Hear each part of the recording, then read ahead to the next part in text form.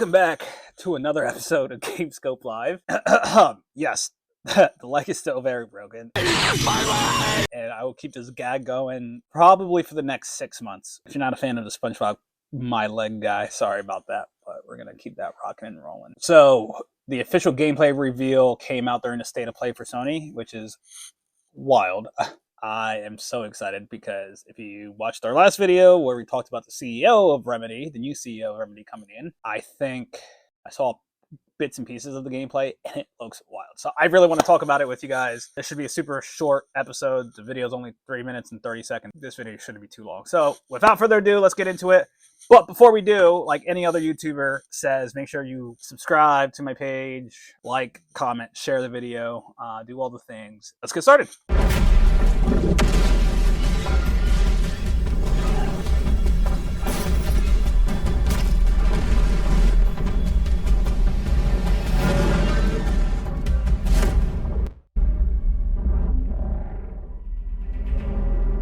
Zoe, I see the spotlights. And you're getting closer. Listen, Dylan, we're getting distress calls from the theater, but research thinks we might have a resonant on our hands. No one should have survived that. Then I'll hurry. Hello everyone. I'm Mikael Kasurinen, and I'm the creative director of Control Resonant, the game-changing sequel to Control. What you are seeing here is an early mission captured from our in-development build. We play as Dylan Faden, our supernaturally gifted hero, in a version of Manhattan like you haven't seen before.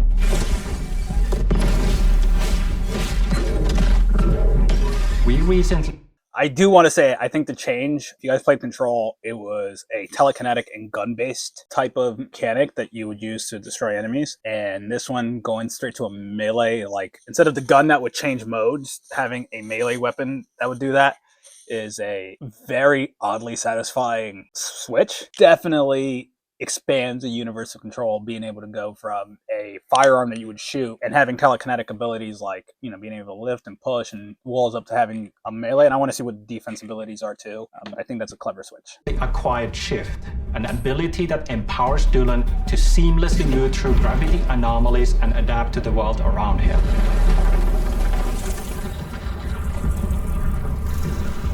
Here we are showcasing a set of different forms of Dylan's main weapon, the Aberrant can take, and his supernatural abilities.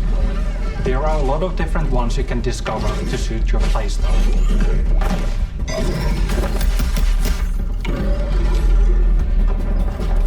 While in combat, we encourage you to play aggressively, balancing between melee attacks and abilities. That thing called Shift is the ability to switch from, I don't want to say dimensions, but I don't know what other word I can use to describe planes of existence.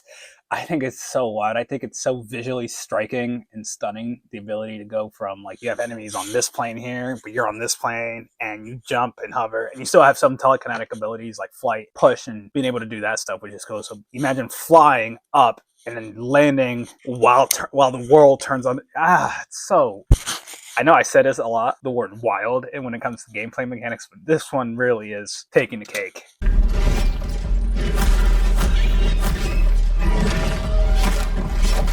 Any updates for me? Kind of. You'll know it when you hear it. Just try to stay alive out there, okay?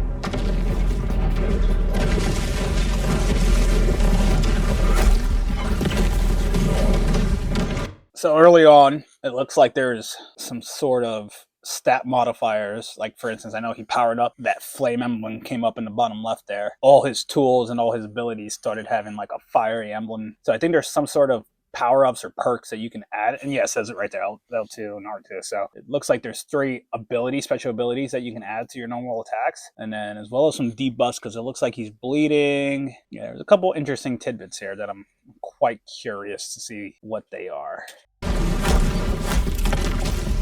Almost there, Zoe. What the hell is that thing?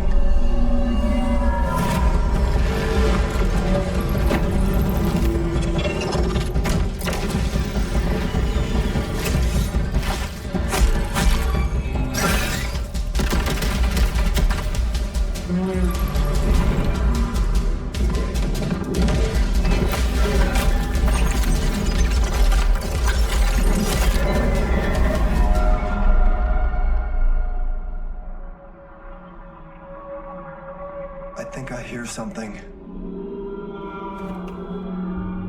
I know where the Resonant is, Zoe. I'll call you back. Resonants are the dominant threat in what's our most ambitious game to date. And we can't wait to share it with you later in 2026.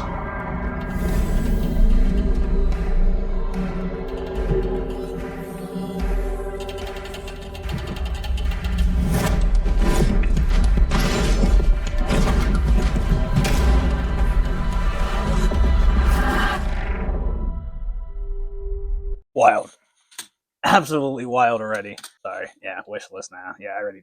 This game, as soon as I saw that at the Game Awards, was very much on the wish list. The fact that it's still on the Epic Game Store is wild to me. I really do think it's a wild after being screwed over. But they're self-publishing, so that's the good news. No, the game looks great. Gameplay looks wild. Like I said, that whole melee switching planes of existence combat system is wildly impressive. I am so excited to see more of this game. Obviously, there's some like frame drops that I would notice here and there. This is very much an early build of the game, and it's on PS5. So I play on PC for most games. I think this is going to be again, the problem is there's so many great games this year that are planning to come out. It's hard to say which game is going to take home. I guess every game has to deliver, right? So before we can even talk about Game of the Year, the game has to come out not broken and feel great to play. We've been very much in an RPG kick for Game of the Year recently, and I think that if any, there's two games that come to mind that are non-RPG, that are more action-adventure games, and it's Control and 007.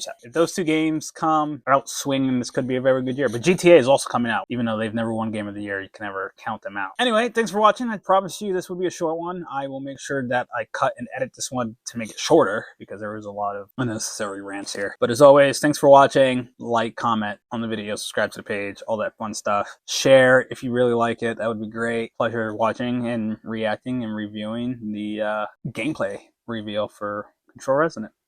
And I will see you guys in the next one.